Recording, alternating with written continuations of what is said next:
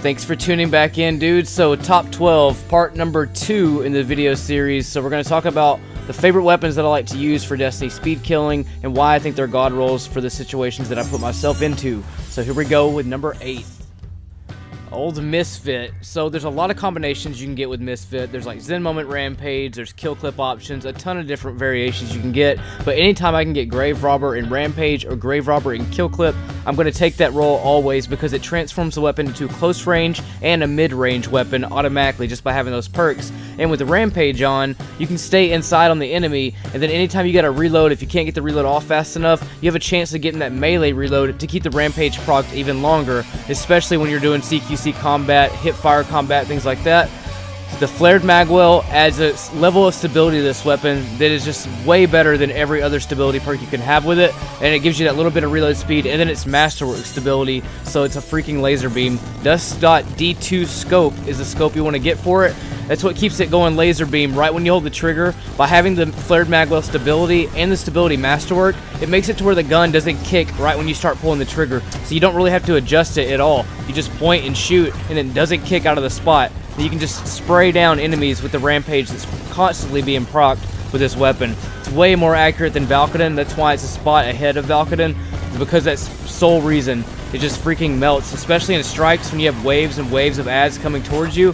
This is where Grave Robber and Rampage come hand in hand, and why you don't want to put like Zen Moment or anything like that has to do with stability to waste your perks on for this weapon, because it's just not worth it. The gun is so accurate with the Flared Magwell and the Masterwork for stability that Zen Moment would just be a wasted perk. An Ether Doctor type gun could use Zen Moment, but never on a Misfit. It's just way too valuable. You can see here how I'm hitting these melees and getting my ammo back. Keep that Rampage proccing over and over again. Makes it super beast against trash mobs, which is what this gun is intended for. It's not really a hard hitter, but it is definitely fun to use when you can get in situations like this and just keep beasting through with that Rampage and Grave Robber, that excellent hip fire stability and aiming stability that the Dust.D2 will give you. It's definitely a must-have scope you gotta have on it as well. But that is the God Rolled Misfit. Just using that gun alone, it was 237 the entire strike, and that's common with that weapon. Number 7, the Aquila Shotty. I'm not even going to show gameplay with this because everybody knows this thing will melt targets down one by one by proccing that melee. It's just got really good boss DPS you can get on it. Just a really handy shotgun that I think everybody in the game should definitely own. But I'm not going to say it's the best shotgun in the game, but it is damn good. The reload speed's great on it. The damage is good on it. The range is okay on it. It's full auto. Just all kinds of things that it has that go for it, but it does get stopped in certain situations that we'll talk about later with other guns. Like number 6, the Badlander Shotty. I will take auto-loading holster and threat detector over the Aquila Shotty all day, and I'll show you gameplay as to why. This thing keeps you running and gunning faster than any other Shotty, and with the nerf the Aquila got, when you test it in a forge against a blue guy that drops the orbs or whatever, the batteries, it only takes one less shot with the Aquila versus the Badlander, and that's just not worth it to me versus what this gun can do when it keeps the flow of combat going non-stop. Has tac mag, it still has 8 rounds, it's got better range, better stats than the Aquila Shotty, and I have smooth bore with the range Masterwork to kind of go hand in hand. Since I get more spread, I at least get more range with the Masterwork, so I'm able to still hit targets and at least stagger them from a long range away for a Shotty. And then I throw a boss spec on it too, so against bosses versus the Aquila, it's not equal in damage, but it does do a lot more damage just by having the boss spec on it. But I'll show you some combat scenarios of why I choose it over Aquila all day.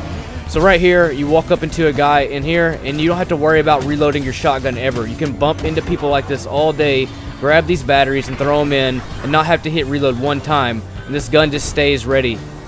So no matter if I throw these batteries in and keep running, if I get in a spot to where I'm not able to reload my Aquila Shotty while I'm on a time limit and just trying to hustle, like right here, you see I'm stuck in this electricity right here, but I pick up that ammo, and I don't even have to switch over to reload my full ammo into my Shotty. It does it right there. You can hear it right before I got shot. It auto-reloaded for me. So if I would have ran into any other bigger ads like this situation right here, I would have been perfectly ready for it without having to wait on the reload speed.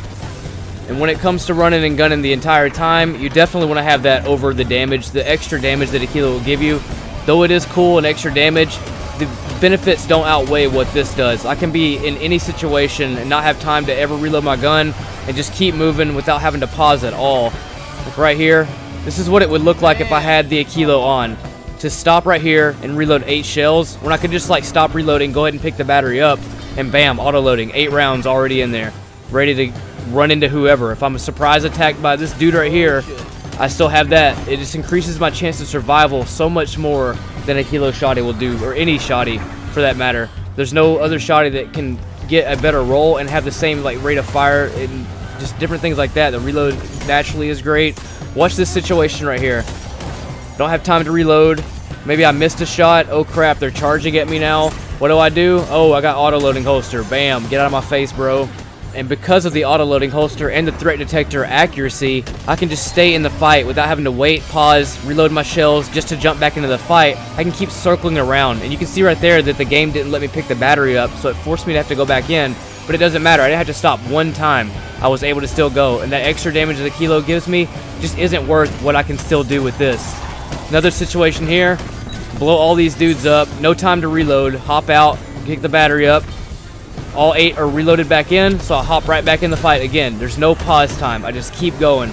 Doesn't matter. I can jump still in the mix. I got threat detector accuracy. Bam. Bust that dude out of the way. Hit that dude out of the way. Make my circle and try it again. Let the auto-loading holster do its job. If I were to pick up any ammo, turn back around. Bam. Now I have 7 in the chamber, ready to go. Hop back in. Over and over. This gun will just keep doing it, and that's why I choose it over Aquila all day. I don't care about the extra damage that it gives me or the other buffs that the Aquila has. That is way more valuable, and way more fun because I'm not having to have any breaks. I can just stay in the fight. Not to mention on boss fights, dump a whole mag in, switch to your primary, let the auto-loading holster do its thing, jump in the air, and then you go ahead and just finish this boss off. You can do this over and over until the Shotty's out of ammo, and that's why it's better than a kilo. Number 5, the old friend, Better Devils. Explosive payload is a must on this. It turns it into a mid-range and short-range weapon, and I mainly only use this to slap enemies in the body and in the face, just to stagger them enough to finish them off with a melee kill because it hits like a truck with the explosive round, doing more damage than if it didn't have explosive rounds. And then here I would do steady rounds or drop mag, either or is fine. And then on the sights, steady hand or hit mark are really the choices I always go for. Hit mark if I'm trying to get more range with some handling, and then steady hand for just stability and handling. So it really just depends here. The masterwork on this gun for how I'm trying to use it, it doesn't really matter. And then drop mag because a 13 round Better Devils is beast. With this roll on Better Devils, accuracy isn't much needed. Just use it as a weapon to slap against their body to do a lot of damage at one time, to stagger them, or leave them with enough health to where they're just finished with a melee pretty much. Really good for shooting the ground to finish ads off, good against trash mob ads, and really good against orange and yellow just for its staggering purposes. And with 13 rounds, it's really beast. This situation right here where I'm pretty much almost dead, I can just use this gun to just shoot anywhere to stagger and kill. If I get in any kind of tight spots where a lot of like trash mobs are surrounding me, and then I have like this captain, I can just start hammering the ground no matter where I'm trying to hit. It doesn't really matter. It's just used for this tool alone. Just splash the ground, break the ads up, and just slowly kill them that way. It's really good for those situations. Threat detector reload speed right there, really nice. Threat detector and feeding frenzy are basically the same reload speed. The cool thing about threat is you don't have to kill an enemy to proc it, so that's why I always go threat detector, because it gives me handling and stability as well as the reload speed of feeding frenzy. So super beast. Just come up in here, slap their body around, stagger them enough. You don't have to be any kind of accurate. Just shoot the ground below an enemy as you're charging to them, such as this right here. Shoot him just enough to where he's done with the melee.